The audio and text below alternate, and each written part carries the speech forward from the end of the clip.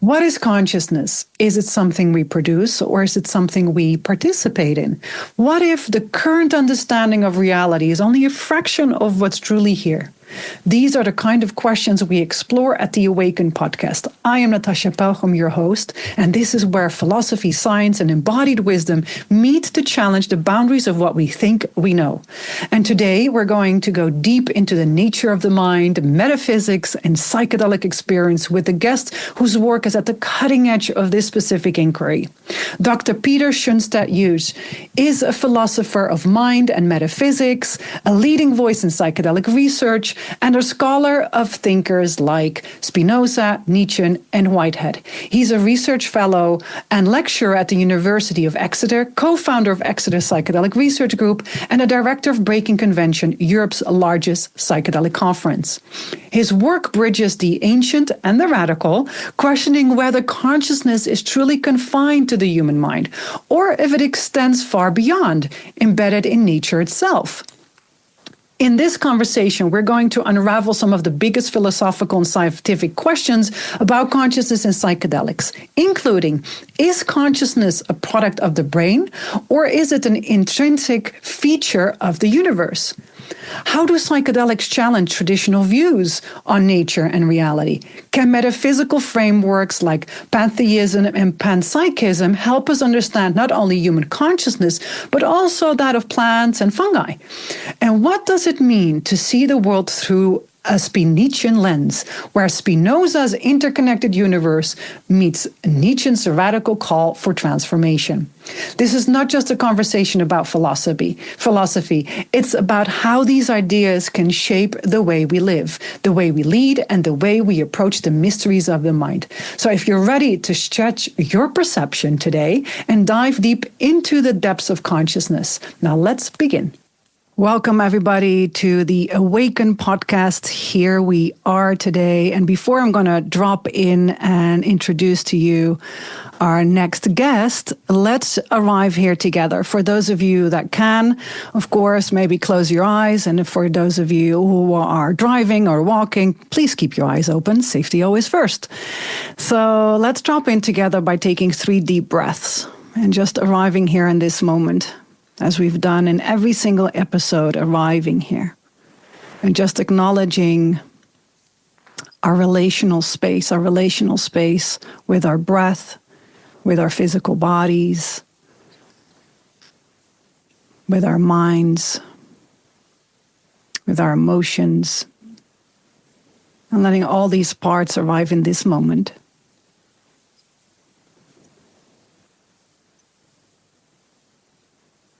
And see if we can then become aware of our relational space with our breath, this beautiful patch of soil that each and every one of us is standing on, sitting on, walking on, being on. And just acknowledging this big ball, this big planet, this big resource that we call our home.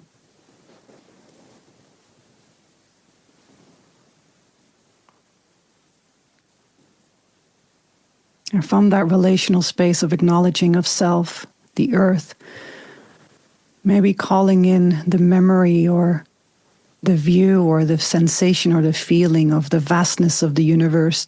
And let's call that the great mystery and our relationship to the great mystery. And with our breath, just acknowledging that relationship, whatever relationship might be yours. And for those of you that are new here, inviting you to have your own relationship with all that we share here today.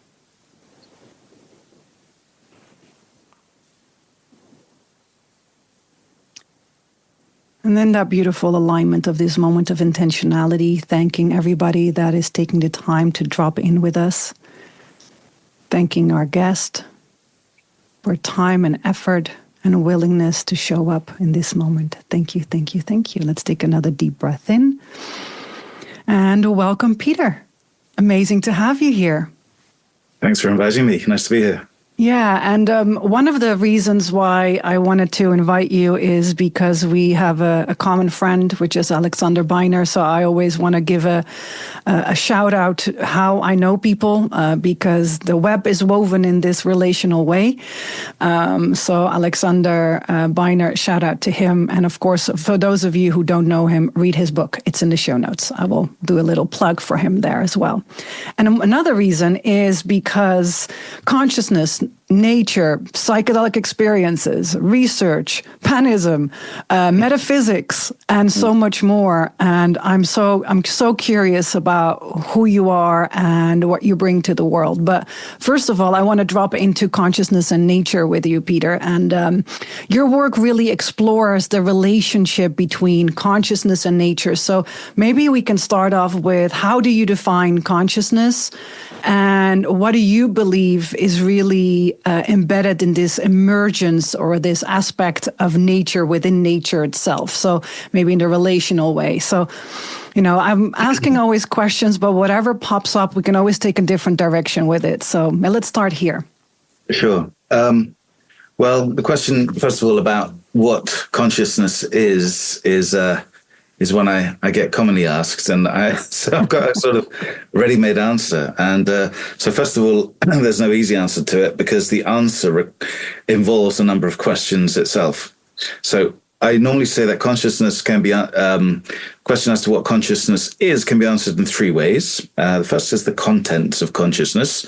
So you can talk about things like, sensibilia, colors, scents, sounds, and so on. Talk about things like emotions, feelings. Talk about intentions, and so on. The rate of time at which we perceive things. Veridicality as opposed to hallucination. Anyway, basically phenomenology. The contents of one's mind, what one experiences. That's one way of answering it. The second way, which complements that, is to say, how does consciousness differ from non-consciousness?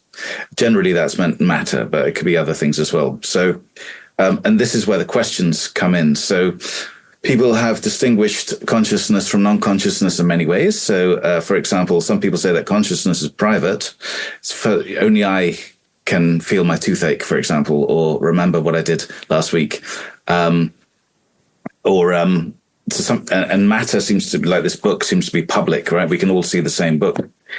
That's what, but people question that. Another way of thinking about the difference is to say consciousness is non-spatial, whereas physical things are spatial. They have three-dimensionality, but even that's questioned. Descartes said that, but William James said, actually, if you close your eyes and imagine a triangle, that's spatial, right? So another way in which perhaps consciousness differs from non-consciousness is that consciousness has intentionality, which means that it's always about something. Brentano spoke about this. So in love, something is loved, and hate, something is hated.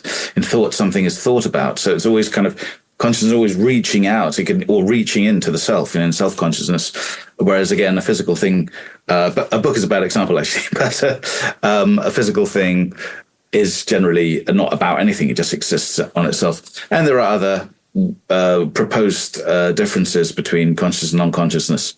That's what I mean. So when you answer it, you bring in all these questions. And then the third way of answering the question is to talk about how consciousness relates to non-consciousness, to matter or other things. So, and that's where the metaphysics comes in, the metaphysics of mind. So, for example, maybe mind and matter are distinct substances that interact perhaps in the brain. So that's dualism, the classic, soul and body distinction. Descartes believed, Plato believed, so on. You get it in the New Testament, blah, blah, blah. You get it in the medieval Exeter book that I've just discovered last week, actually, as well, from the 10th century. Dualism, or maybe mind and matter, maybe mind emerges from matter. So that's the kind of general belief of our age, I'd say, in the West. So like the brain produces consciousness, it's known as emergentism or epiphenomenalism. Or maybe mind and matter are the same thing in the brain. Neuroessentialism. There's a kind of little, again, very popular today, more in the 20th century. Or maybe mind and matter are both expressions of something deeper. And that's more like a kind of absolute monism that Spinoza put forward, which I'm a little bit more, have preference for this a little bit more. or or whatever. Anyway, there's loads of idealism. Maybe consciousness is everything, and matter is a projection of consciousness. This is the view of Berkeley and Leibniz and people like that. So anyway, and there's various other theories as well. So the simple question, what is consciousness, just brings in so many different questions and options, and that's why there's no easy kind of answer to it, really. Yeah.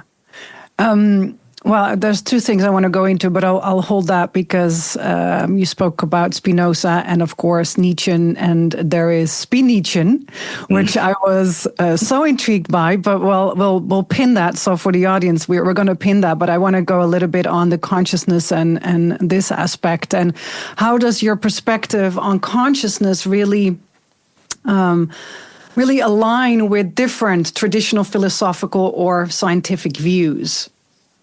Maybe even on the mind-body relationship. Yeah.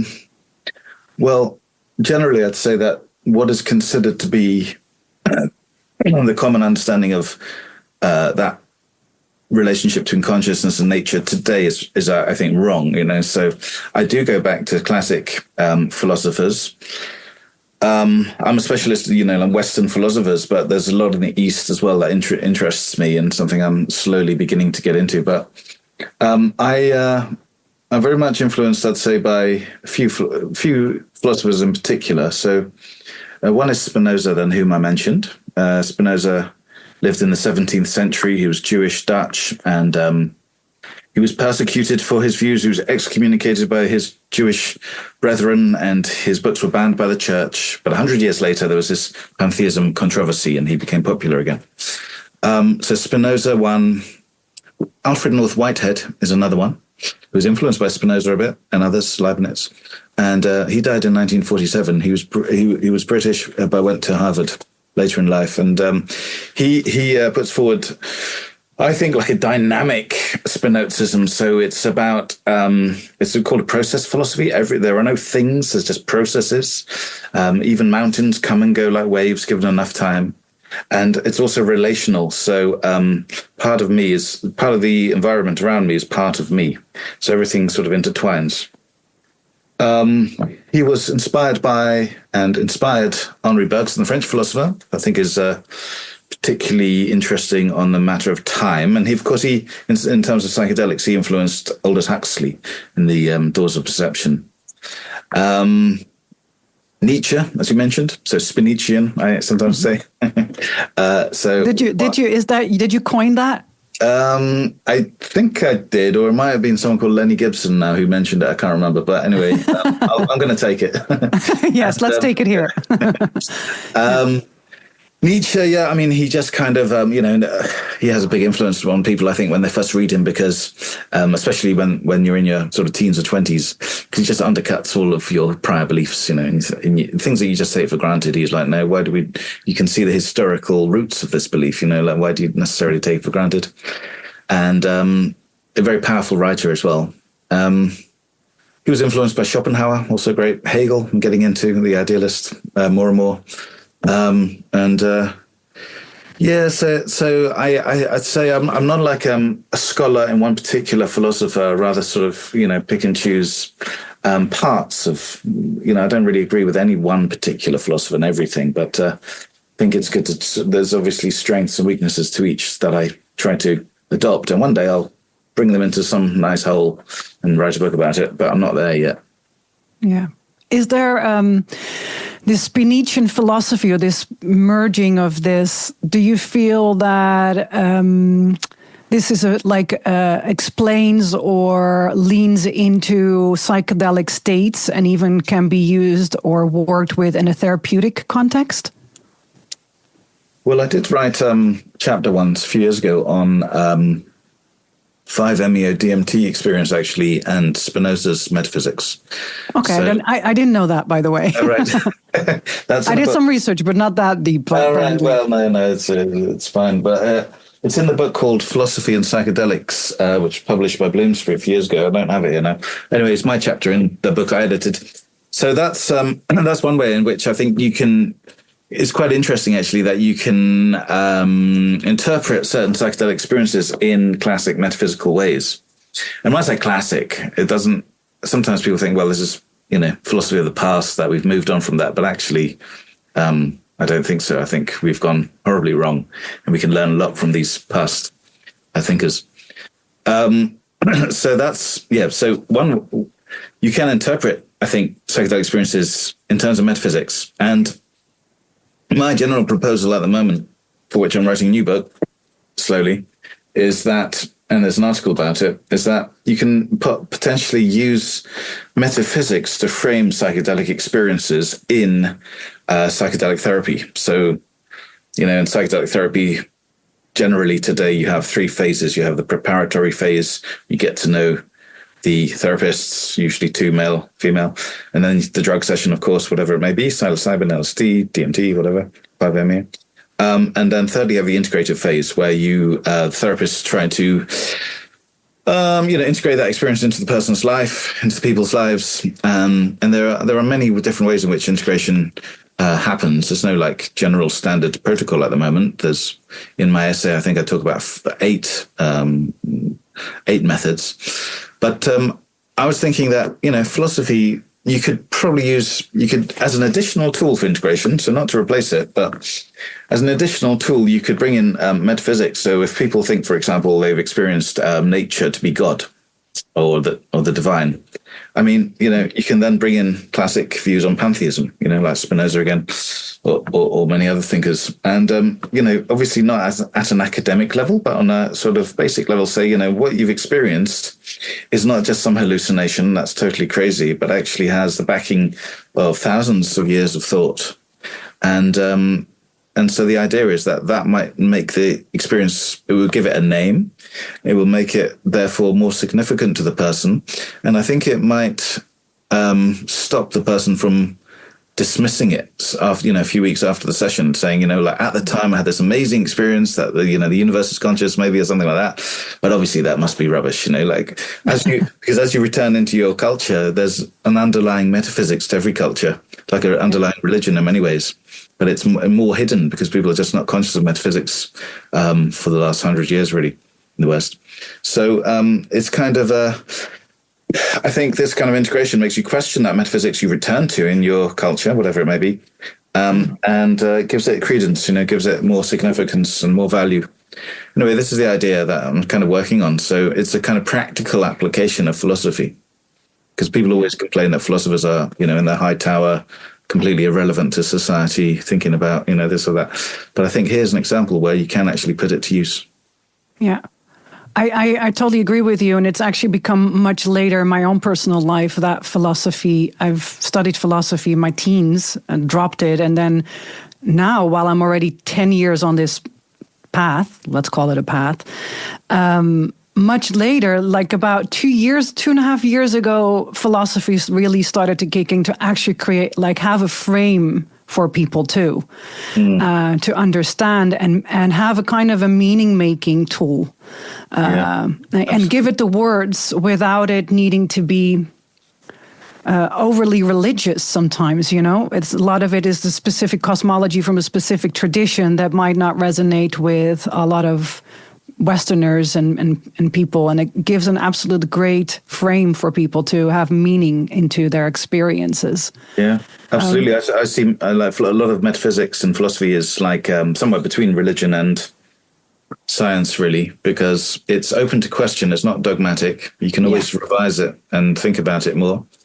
At the same time, it takes you away from a disenchantment of the world, which you get with a kind of standard physicalism that, humans are conscious, maybe insects, but who knows? But otherwise, everything is dead in the cosmos. I think this is really depressing view of reality. Yeah. Well, one of my personal things is that what I, and I shared this publicly once, but what makes me sad is the lack of magic. And I don't mean fairies, but the lack of wonder and allowing wonder to be there without it needing to be meaning making or any form. And then, of course, this can leave the wonder there. Yeah, absolutely. I mean, interestingly, I on our psychedelics course at Exeter, there's a class I gave this week on romanticism and psychedelic experience. And the interesting thing about the romantics, from who flourished around 200 years ago, is that that's what they wanted to do. They wanted to re-enchant the world. They used philosophy, Fichte, the German, Hegel, Kant, Plato, and so on. And they were fighting against this kind of industrialization, the urbanization of the world. They were fighting against mechanization. So the idea that, the world is a machine, a dead machine. And they were nuanced and subtle in it, some of them. But it didn't last. And now romanticism is kind of almost like a bad word. This is just romanticism. But if you look at those thinkers, they're actually, very interesting and beautiful in many ways. So I think that's kind of what philosophy can do. It can help. Well, it can help people who are logically minded, who need some kind of validity, some kind of rational proof to enchant the world again. Yes. Which religion doesn't appeal to these people, because there's just like, you can have an intuition or you can believe it, but we won't give you a reason. Philosophy can give reasons, and that's kind of what's best suited to some people, not all. Yeah, for me, it's that frame together with allowing people or inviting people actually to play. Yes. The cultivation of curiosity and being fully present in a moment is through playing.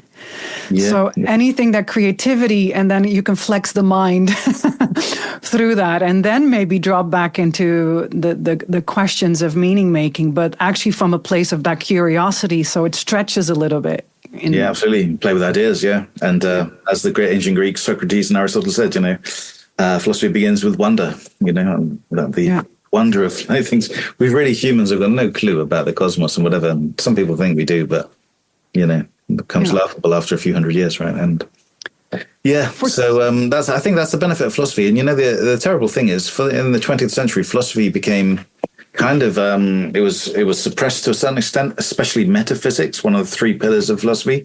There was, like, in the early 20th century, there were Anglo-American philosophers who said metaphysics is dead. There's only one metaphysics, that's materialism. That was early 20th century. And then you had the Marxists, and who turned Hegel's idealism into a materialism, and that legacy in the academe especially. And you had this and then this idea that, to understand consciousness, all you have to really understand is the human brain. That's it. That's sufficient. But I think this is why people don't really realize the benefits that philosophy can give them, in everyday life.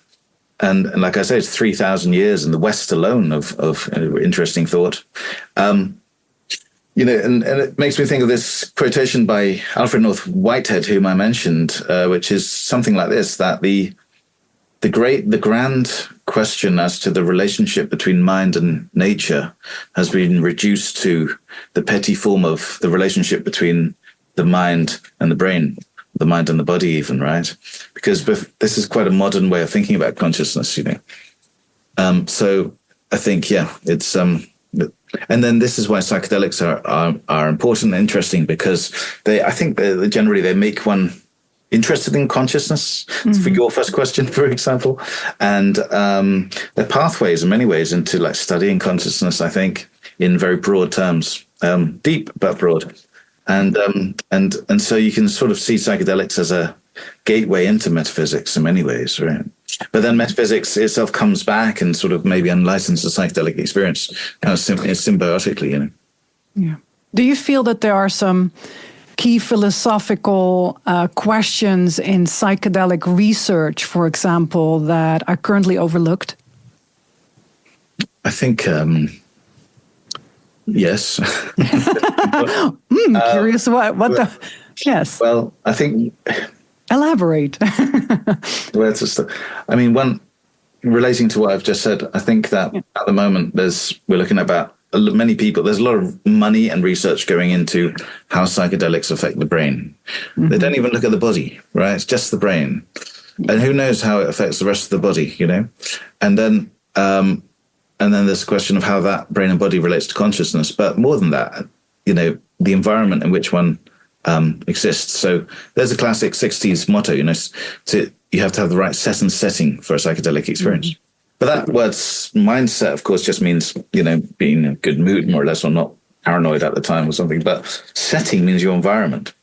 And it's always been recognized that setting has an effect upon the experience. And that's interesting, I think, in terms of consciousness research, because in the last sort of 15, 20 years, there's this new field called 4E cognition. So ideas of like the extended mind, the embodied mind, and so on, an active mind.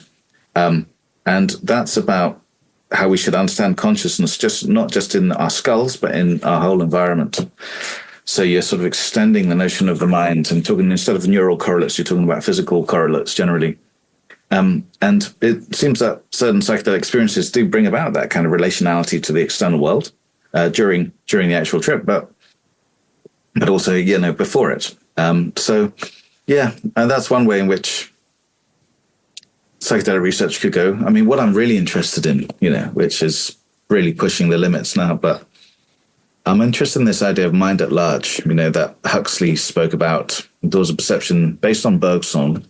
It's the idea that the brain doesn't generate, but rather receives consciousness. I mean, maybe not fully, maybe there's both, but it's an interesting idea. And Bergson gives very good reasons why that should be the case. It's related to the hard problem of consciousness. But I always wonder whether this can be actually tested. No one's really thought about whether you can test this theory. And so, there is a project I'm involved with called the Mind at Large Project, which seeks to speak about this over 3 years. But part of that might be some kind of experimentation. First of all, there'd have to be theory about whether it's possible or not. And even if not, that would be interesting. But then there are possibilities after that. And that's where psychedelics become important, because psychedelics can disrupt part of the brain whilst giving you intense phenomenology. And thus provide a kind of a way in which you can test these theories. Anyway, that's really speculative and maybe something that will never happen. But, this is kind of my interest in it. Yeah, I'm very fascinated by what you shared about the body, because from my own experience, just observing people for so many years, the body plays such a big role. And one person that I've read books from, I don't know if you know her, Felicitas Goodman. She is an anthropologist and linguist. She studied research, I think it was in the 70s, about altered states of consciousness. And anthropological research was about ecstatic trance state postures. And she started mapping out all over the world. It's really fascinating, even people speaking in tongues and everything. But she was really about the postures of the body. There's a beautiful book where they collected all of these different postures from different traditions and different times that people would go into a trance state through, for example, drumming, and stand or sit or lay in that specific posture. And that would give them access to, let's call it a quality. I'm not going to say spirit or a conscious, but let's call it a quality. And they were able to map out that anybody anywhere without dialoguing with each other would go into that same kind of quality that was happening. So the body became the vehicle for the altered state and consciousness, but then this specific quality to manifest itself. Interesting. So it's very... Yeah. What was the name again? Goodman. Felicitas Goodman. That's interesting. And of course, static trance state, ritual body postures, or I think something like that was the name of the book. But it's really interesting, and she really traveled all over the world. She researched among New Age and neo-shamanism and exorcism and all sorts of things. But yeah, it's really fascinating. And so to relate it also back into, for example, the yogi practices or practices around maybe Qigong even, where different body postures channel or have the quality of an animal. And therefore, it opens up a relational space with that quality. So fascinating. Yeah. I mean, it's and also, of course, moving in a certain way or having a certain posture or whatever will have, of course, effects on the brain and body, all the nerves and so on. That will affect the sort of, the movement of the ramifications of psychedelic molecules. But this is not tested for generally, when you're in a scanner, of course, So no. It's impossible to, at the moment, technology, it's just not possible to scan that, I suppose. So it just goes to show, doesn't it, that, who knows, what interesting differences within the body occur in relation to the phenomenology when one is in ritual or dancing or posed in a certain way. These are all open questions. Psychedelic science is really young. It's in its infancy now.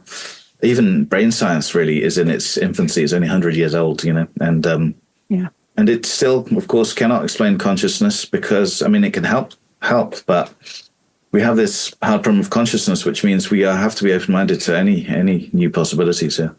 Also, just quickly on the body as well, it's interesting that, we're talking about psychedelics, right? Manifesting the mind, psyche. Mm-hmm. I have this paper out soon called, I'm the second author, but it's proposing a new name, Psychedelics, just to include the body as well. One more time, Psychedelics? It's a bit too long maybe, but it's Psychedelics. So mind and body delics, right? Yeah. Manifesting a mind and body. Because, of course, when you do have psychedelic experiences, as you say, bodily movements and postures can have an impact, but also the feelings one gets are very bodily in many cases, sometimes primarily bodily, right? Not visual or mental. And this is kind of ignored in the very name, psychedelic. And that maybe that influences the way that we think about these things afterwards. You focus on the mind and so on, rather than the body. Yeah. So again, we even have to think about those kind of implicit linguistic biases that could influence the experience itself or experience the reporting of the experience. And, yes. Things like the MEQ, Mystical Experience Questionnaire, don't capture these things at all. Which is the sort of one of the primary questionnaires in psychedelic trials today. So, but of course, you have to start somewhere and you have to legitimize. Leo Roseman, my colleague, always says, you have to start it like this because you need to legitimize it in scientifically accepted ways to get kind of, legalization and medicalization achieved in certain countries. I understand that, but ultimately it's just the beginning. Yeah. Absolutely. And even in the very practicality of when you were speaking about set and setting and the mindset. But one of the things that I've seen happen over the years is people copy the practices, but they don't know what they're actually asking people to do. And I remember this very vivid image that came out, was probably in 2018, where you saw Dr. Rosalind Watts sitting with a client or a patient and was in a bed and holding a hand with a chair next to it. So that became the image with a mindfold, so with something on the eyes where it's dark. And that became the coined idea of that's the way the set and setting needs to be. Mm-hmm. And in my own experience, that's where, when I go back to what you're saying about the body, is 9 out of 10 times not the way you want to go into an altered state, laying down on a bed with a thing almost stuck, because people get more loopy, people get more stuck. So in my own practices and when I work with people actually have to sit as much as they can up. To really navigate, to be in a place of discernment, to be in a place of choice, to be in a place of I'm leaning into the experience. And that alone gives a sense of autonomy over what's happening instead of it happening to me and let the switch happen and now I'm healed from whatever that is. And is that in a group as well?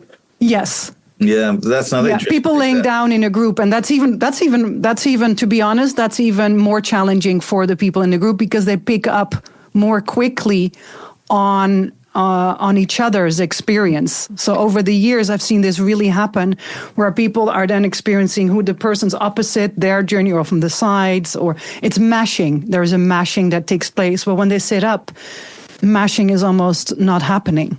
That's another interesting factor. That's not. I mean, I remember David Nutt, who was in charge of a number of these initial trials in the last 15 years. He says he almost regrets it being one-on-one or, having one participant rather than group setting, because you have very different results with that. And of course, indigenously, it's always in groups, it seems. But I think at the same time, for some people, being alone with no visual sensations can have, desired effects. Absolutely. It depends what you want to get out of it, right? But the group dynamics is very interesting. This also applies to holotropic breathwork, which I'm part of. It's always in a group, and you sit for someone, and then you speak about it in a group. And I think that has I think it's very good, especially for integration. Anyway, it's many different paths and many questions still to answer. And I'm curious about how did you get into this path? Would you like to speak into that about your? What was your curiosity as a young boy or man? As a man, As a young boy, what were you playing when you were a young boy? Was there anything? Because sometimes what we play as children, we do in our adults more serious. But I don't. What was I playing? I mean, I was. Can't really remember. I think I was interested in Eastern philosophy as a kind of teenager. I remember that. That's why I went into Western philosophy later. But I played the guitar, and I don't know. I was known as a little philosopher. So I was questioning things, I suppose. But what was I playing with? I was always playing with ideas. My father, he was a painter, an oil painter. He always, put weird questions to me, like, have you ever noticed that a clock spins like the planet Earth or something like this, just like things that children don't normally think about. And I suppose that was the beginning of my path. But psychedelics I got into because I was interested in consciousness. Still is my main interest. Psychedelics are a very interesting case study of that. But it's broader than that. It's consciousness generally. And the reason I got into psychedelics was because of that. So I was interested in philosophy of mind in my 20s. My degrees were on philosophy and continental philosophy, and I really got into Kant's idealism especially, and then Nietzsche there as well, some others. But I was in college in my sort of mid-20s. I was asked to teach philosophy of religion, and part of that was William James's book, The Varieties of Religious Experience, from 1902. And this is one of the first academic books which actually puts together mysticism and drugs. Like before that, there were two.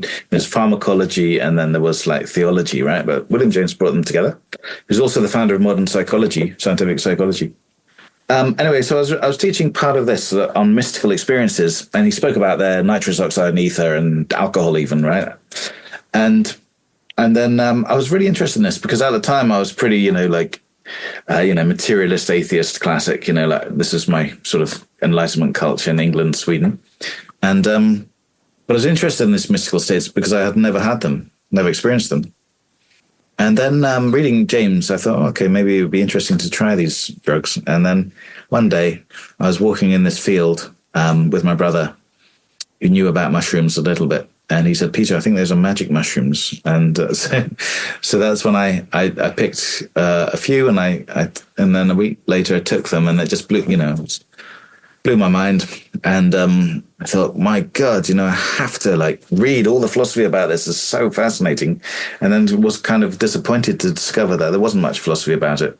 There was William James, like I said, and so later I've discovered a few other people like I don't know, like Walter Stace and people like that, Huxley kind of. But then and that's how I got into it. I thought, well, I'll write a few essays just to talk about it, the relationship between, philosophical studies of consciousness and, heightened consciousness with psychedelics. And that was what, like 15, 20 years ago? Was it that long ago? No, it couldn't have been that long ago. I don't know, maybe. Anyway, about 12, 13 years ago, maybe. Anyway, that started me off, and then it's just kind of gone on from there. And it's quite amazing because at that time, no one was interested in it. I couldn't do a PhD in it because I couldn't find a supervisor. No one knew about this stuff. And so I did a PhD on Panpsychism, which I'm very interested in, the idea that consciousness exists throughout nature. But then I did my postdoc. I got funding to look into psychedelics, and I did that, and then got the lectureship at Exeter, and now we're doing 3 postgraduate courses in psychedelics. So it's kind of really blown up, and people are really interested in it now. So I'm very glad that I sort of stuck to that path. It would have been much safer just to, go into classic paths. But, as if once you've taken psychedelics, it's just too interesting to drop, you just can't. Just have to pursue it, eh? Yeah, it's interesting. My first experience, I grew up in the Netherlands, and at the time mushrooms were legal, so it was fairly easy. And just to put a disclaimer in here, I was at the age of 14 and my mother knew about it. So, just to put it in. But at the age of 14, I didn't... It made I remember I have a lot of really good insights and understanding from that experience, but it made so much sense to me. That very first, it felt probably the most natural state to be in. Like this other way of being didn't feel as natural. So even at the age of 14, it already had done something with me, and it wasn't intentional, wasn't ceremonially, it was purely recreational, and it was amazing. So, and if that set off my path much later, I don't know. Maybe you planted a seed. Yeah. Maybe it is through the body and something, a little thing stayed with you. Yeah.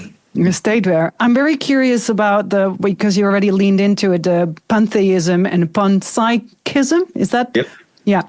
So if there is like a way that we can understand maybe human consciousness through it, but also non-human consciousness through it, like plants, fungi. Yeah. How do you relate to that? So it's a big question. Okay. I'll give you a short answer then. So panpsychism is the idea that pan is all, psychism, psychology, all is psyche. And so it means that in all entities, like units of partly self-sufficient beings, so that would include humans, but also insects, plants, fungi, it would exclude like my pen as one unit because it's not self-sufficient, doesn't heal, doesn't grow, and so on. But so there's a big difference between monads or units of subjectivity and aggregates like pens. So I say that because some people like quip that panpsychists believe that chairs are conscious, and it's not conscious as a chair. The molecules within it, which are self-sufficient, might have a basic type of consciousness or experience, proto-consciousness. Anyway, it's the view that, consciousness then is in all things, all entities. Now, pantheism, pantheos, so all is God, is the idea. Pantheism was named after Spinoza and Hinduism. It's the idea that the whole universe has a consciousness. The whole universe is God, or the whole universe is divine. Generally, pantheism it's a theism, but the God is not personal. So it's not a God you can pray to or speak with, unlike theism, right? But there's a cosmic consciousness, as it were. So the whole of nature is conscious in that way. The difference is panpsychism is kind of going down from complex beings like ourselves down to atoms or whatever, whereas pantheism is going up, so like not only humans, but the whole cosmos is conscious, and also in between maybe stars and so on. Why do so this is the view of Spinoza, Leibniz, many great thinkers in the past, the whole of the East, not the whole of the East, much of the East, the Stoics in ancient Greece. I mean, the ancient Greeks generally saw the universe as an organism, whereas we today see it as a machine. So there's a great book about this called The Idea of Nature by R.G. Collingwood, who speaks about these metaphors of nature. So the Greeks organism. Today we have the machine. This is the next step is to see the world as history, like evolving. I don't know if that's really happened yet. But anyway, so why believe it? Well, there's many reasons, but I think one of the primary reasons is this. We have got no reason and evidence to suggest that a brain is necessary and sufficient for consciousness. So there's a little bit jargony, but what it really means is we've got no real reason to believe that only brains create consciousness or are consciousness. There's no evidence for that. It's just a supposition because we see correlates between our brain and our consciousness. But of course, we can't, when I said that one of the differentiations between consciousness and matter was privacy. So I can assume that you're in pain if you're crying or shouting or whatever. I can't feel your pain though, right? That's kind of it's private to you, which means that consciousness is not an empirical thing one can observe directly. One can observe the correlates. And that means we cannot know whether other beings, like plants, are conscious or not directly by observation. So then we have to make an inference. Now, of course, you'd say, no, plants are not conscious because they haven't got brains. But why do we think only brains are correlated to consciousness? There's no reason to believe that. So, and that belief that only brains are required for consciousness is called neuroessentialism or neuroreductivism, which is a kind of Western thing. You see it in Germany in the 1850s and 20th century English-speaking world, but it's not a scientific view. It's just a metaphysical assumption that science often uses, but it's not actually, it's not empirically provable in any way. So that opens up, it doesn't prove panpsychism, but it opens up the possibility of other forms of consciousness.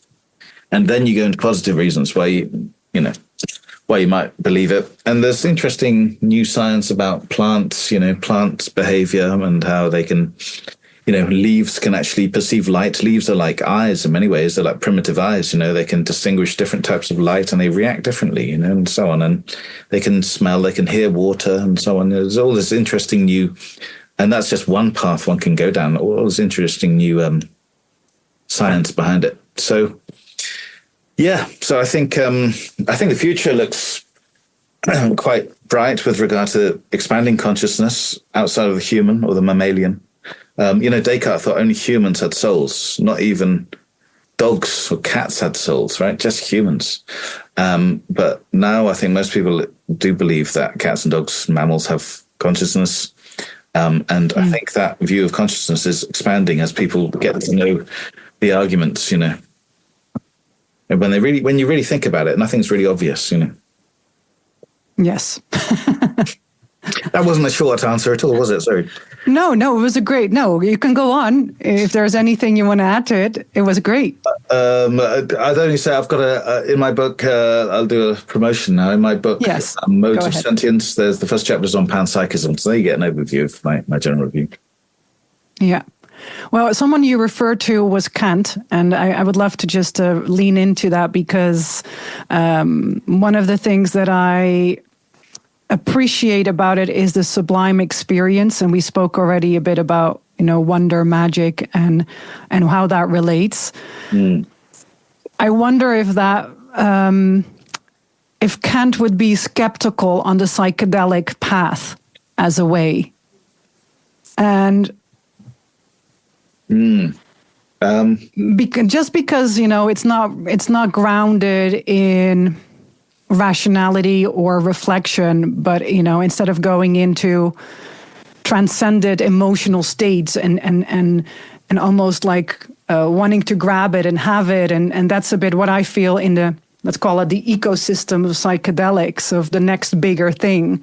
So I'm curious about how you relate to that. Oh, another huge question. Well, I ask you on this podcast because I have questions for you personally. All right. So just for your listeners, viewers, Kant's general philosophy is called transcendental idealism. And that's the view that everything we perceive is a projection from our minds. So colors and sounds and whatever don't exist out there mind independently in nature. It's our way of looking at nature. Even for Kant, space, time, and causation are projections. So that means we don't know if reality in itself, in other words, reality, if no one's perceiving it, is even spatial or temporal or causal. So, and he uses these two useful words, so there's phenomenal reality that this everyday life that we see around us all the time, space, time, colors, and so on. And then there's noumenal reality, which is the world in itself, which we cannot access. Kant says this is a limit of human consciousness. We cannot access that world in itself, that noumena. And that even applies to us. So that, part of our essential being, our souls, is noumenal. But we can't access that. So we never fully realize ourselves. We can never become fully self-conscious because of the limitations of human cognition. This, by the way, has influenced like new neurotheories like predictive processing that believes that everything's a hallucination, Now, I have moved away from Kant a bit. I can talk about that. But he's it's very fascinating philosophy. So the romantic. So coming back to your question more now, and also I should say that was the first critique, his first main famous book, the Critique of Pure Reason. The third critique was about, as you allude to, the sublime to a certain extent, aesthetics. The beautiful and sublime. That was a big discussion 200 years ago, this difference. And what was the beautiful? What is the sublime? So a few things to say. Even fear, right? Even fear would have seen, yes. So the sublime is, there's a really nice text by Edmund Burke, this British philosopher, on the sublime, which I recommend people read because it's quite a kind of short, concise view of it. And as you suggest, part of the sublime is fear, terror. And the interesting thing in psychedelic studies, there's a lot about mysticism and so on. Very little about aesthetics, which I find really strange because, you take normal DMT or psilocybin or LSD. It's amazingly aesthetic. It can be amazingly beautiful, but also, as you suggest, sublime. So why are we not looking at the beautiful and sublime in relation to this? Some people are beginning to. But there's relatively little about it. Sublime is this notion that, so the beautiful for Burke, at least, is that, something self-consistent, got good color harmony, golden ratios, blah, blah, blah. The sublime is something that, for Kant, the human mind cannot capture, as it were, can't comprehend it. It just bursts out of any forms of comprehension and thus gives us this feeling that it's like looking at the stars at night on a clear night, or looking at the seascape, or something absolutely vast and uncognizable somehow. Terror as a result of that, or the Alps maybe, a fear of this great unknown, this great power. Terror is part of it. There are many aspects of it, but essentially it's an agreeable feeling, even though, because there's fear, but with a sort of subconscious knowledge that you're not actually threatened, right? So, because you're at a distance. Anyway, so I think, certainly you could do a lot of interesting research on psychedelics in relation to Kant's aesthetics, the beauty and the sublime, number one. Number two, this whole notion of noumena really inspired the romantics that I mentioned, because it's like saying, well, Kant's purpose of this in a way was to reconcile religion and science, which is a big issue then. What it is now, Kant, this is like, late 18th century, 1790, I think the third critique came out. This idea that, so his idea is that, yes, science is perfectly valid in terms of the phenomenal world. That's what it deals with, this world that we perceive. But that's not reality. Well, that's just human reality, which is a reality, but it's not everything. And so there's this whole mysterious other realm, the noumenal realm, which we can't gain access to, And interesting thing with psychedelics is that, you do get other ways of perceiving reality, So, like, for example, there are reports that people see more than 3 dimensions, or fewer than 3 dimensions. So that maybe breaks down this this kind of projection of 3-dimensional space that Kant talks about. It doesn't necessarily mean you see reality in itself, but it breaks down the human way of seeing things, and you do perceive reality in a very different way, which perhaps gives us glimpses of that noumena. But that's if you accept Kant, So like the sort of the people who came after Kant, like Fichte, Schelling, Hegel, they said they've solved this problem.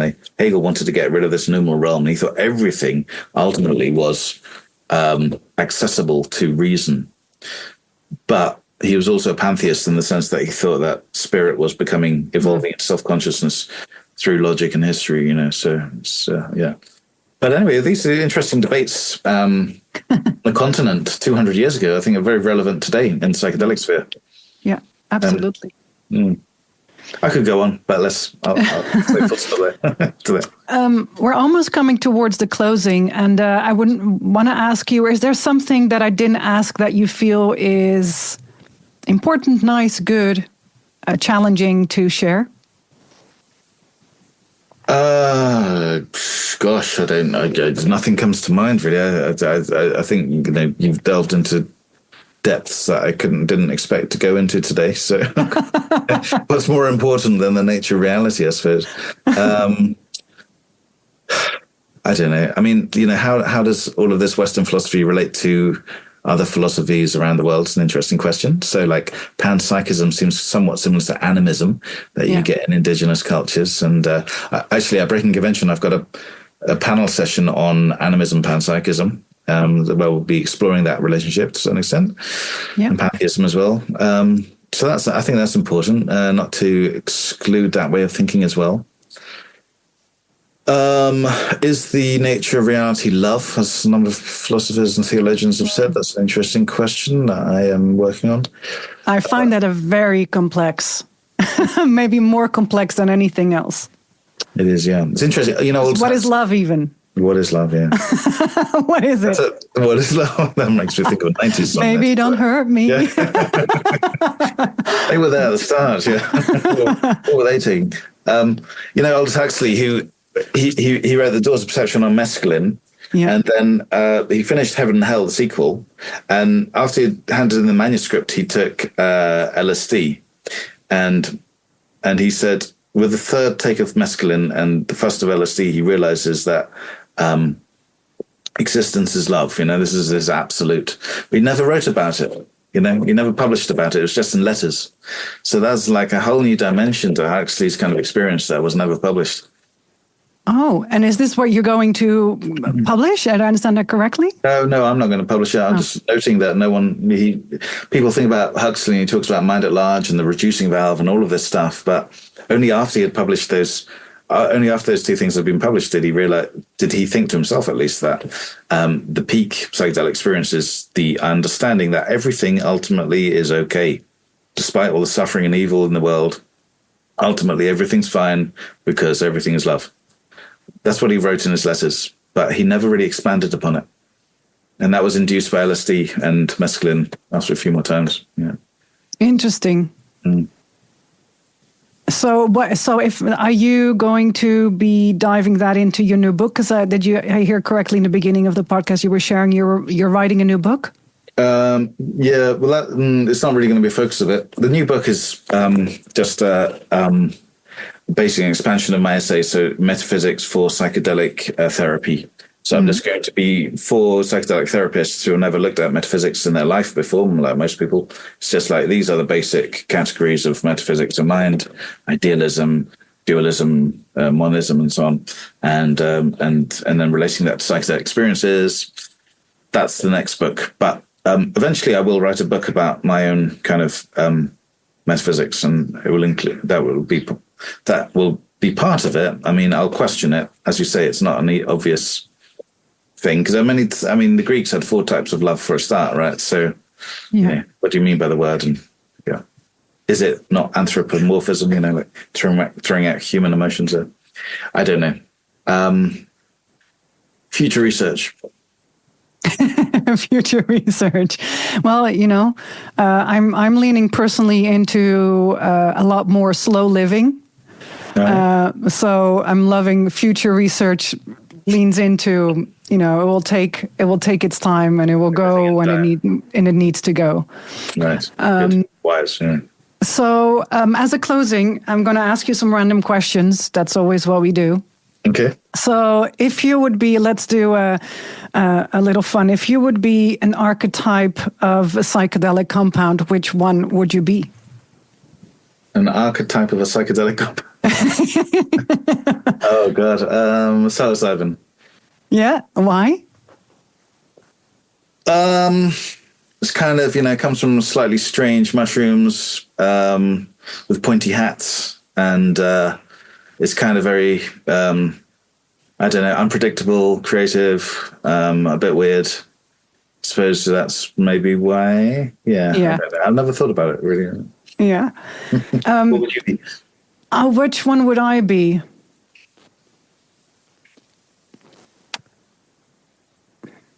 I would probably choose psilocybin as well, to be honest. What are your reasons? My reason is because it can actually have access to all living on the planet. So if I would need to morph into lavender, or ayahuasca, I could do it. It's just more accessibility. It's like the genie in the wand, like don't ask for one wish, but, get all the wishes almost. So, but also on another note, I think it has the most brilliant way of pointing something painful and still having a sense of humor in it, which feels like my dry Dutch part humor aligns with that. It has like this sense of sarcasm and dry and humorous that I know what you mean. Feel like, yeah. Also, what I like about them is that they are natural, and not only natural, they're ubiquitous. They grow all around the world, and they're very common, very strong as well, And when I'm talking about liberty caps, really, I know psilocybin doesn't necessarily pertain to that, but when I think psilocybin, I think liberty caps, these little mushrooms. Yeah, exactly. They're natural. I mean, LSD or MDMA, of course, would be synthesized only, so kind of disconnect slightly from the natural world. Yes, I mean, I grew up in Amsterdam, so everybody can figure out how ecstasy and MDMA were part of my upbringing. Didn't even need to pick them, yeah. I didn't have to pick them, it was just given out on the streets. Okay, another question. What is your favorite meal?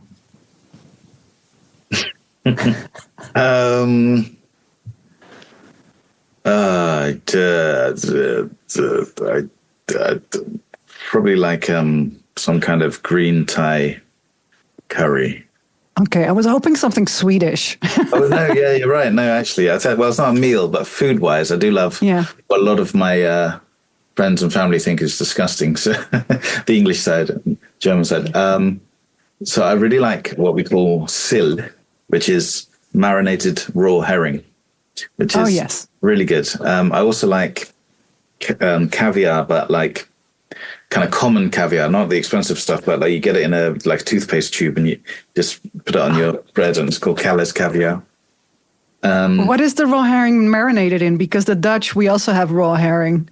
Oh yeah, just the different things, but usually onions and things like chives, I think.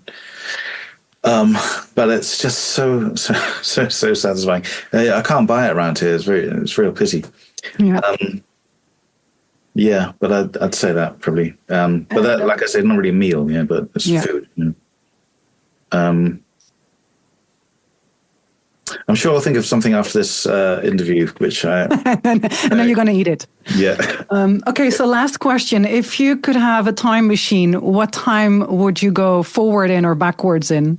If we have to look at it linear, right? So that's really hard. But I would now, because I suppose it's just based on my current research, like into Hegel and Nietzsche and these people. I'd go back to, I think, like the 1790s in Jena in Germany, because it was quite an amazing time where these philosophers and poets like Schlegel, Schelling, Fichte, Hegel, Hölderlin, they all kind of, they shared apartments even, and they lived together, and they created this philosophy like Hegel. I mean, it sort of culminated with Hegel, this kind of nature philosophy that became extremely influential. This small little town, Jena, these group of friends, they coined Romanticism there. Hegelism took over the world in many ways, influenced on the left Marx, and on the right, people say authoritarianism to a certain extent. And I just find it incredible that, and then it also influenced, created Romanticism, really.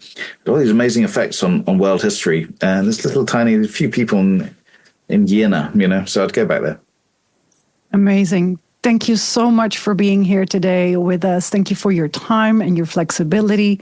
And is there anything you would like to share around what you're offering? Of course, this is going to come out before Breaking Convention, April 2025. So we'll plug that in the show notes. When your book is going to come out, can people follow you? You have a Substack, a newsletter, anything people can continue to follow you with? Yeah, I would. I first of all say that people interested in this kind of intellectual looking at psychedelics, there's Exeter University where I work has 3 courses on it. 2 at the moment, one about to start in September. So PG Cert, which is online 1 year. That's with me, Leo Roseman, Celia Morgan, Andy Letcher and others. We also have our MSc now online. that people from around the world can join. Psychedelics, called Psychedelics, Mind, Medicine, Culture. And then in September, we start a in-person, on-campus version of that, MSc, Masters in Psychedelics. So, look me up there. Also, my website is philosopher.eu, quite easy to remember. I'm lucky to get that. And that has links to everything, so Instagram, and I'm slowly beginning to use Substack, so you can find me there now. But I write for others and then just sort of repost it on Substack. But I'm getting more and more into Substack, actually. It's a good medium. Yeah, it is. It is. Thank you so much for today.